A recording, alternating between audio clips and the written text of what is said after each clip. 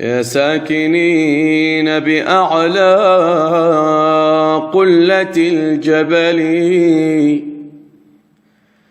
أبوكم في المعاني والصفات علي.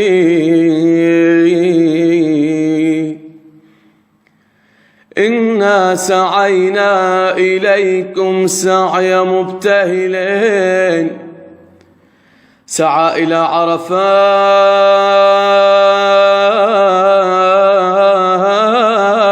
النور بالمثل،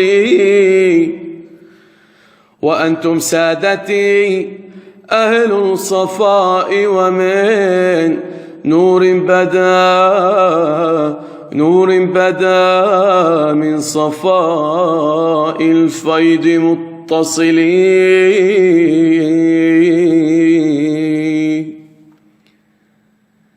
لكم مقام رفيع فوق ما بلغت أرواحنا، وبكم نور البهاء جلي. سريتم في أعالي الكائنات كما على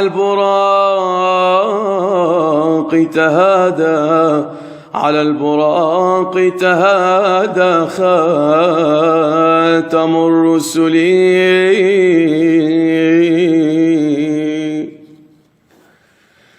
فطفتم السبعة الأفلاك في حلل من هالة النور في المشكاة لم تحلي.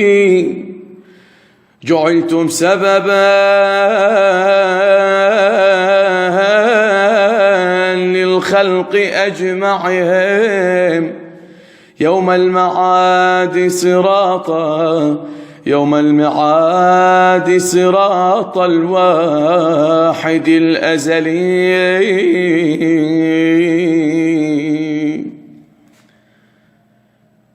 ترقى النفوس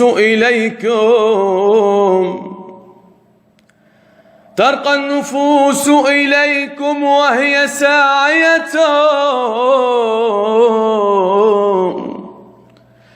تروم منكم وصالا غير منفصل،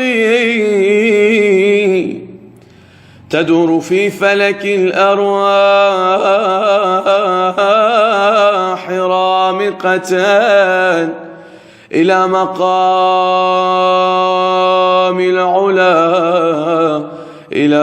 مقام العلا في أشرف الحلل.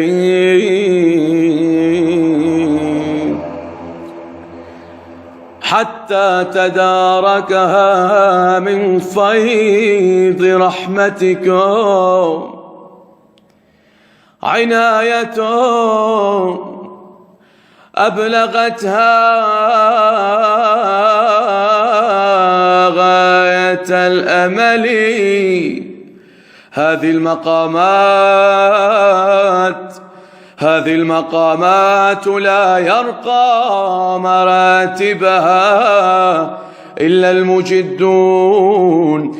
المجدون أهل العلم والعمل.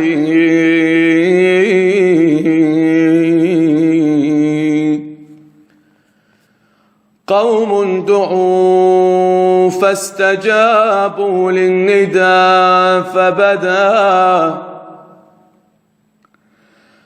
قوم دعوا فاستجابوا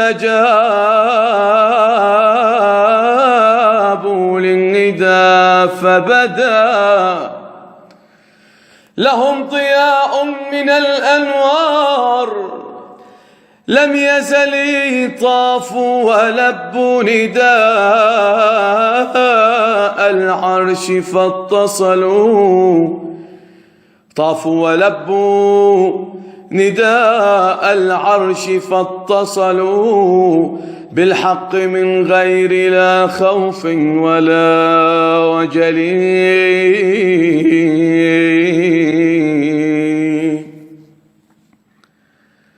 أدلى إليهم قطوف الوصل دانية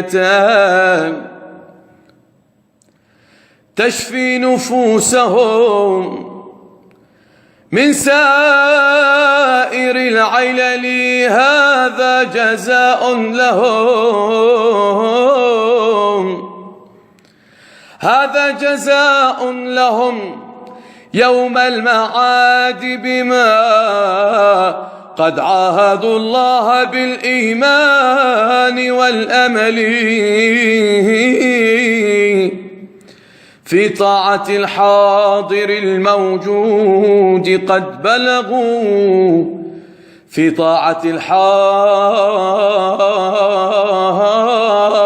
الموجود قد بلغوا إلى الوصال حجابا، إلى الوصال حجابا غير منسدلين. يا مدد يا مدد يا مدد منك المدد يا مولاي.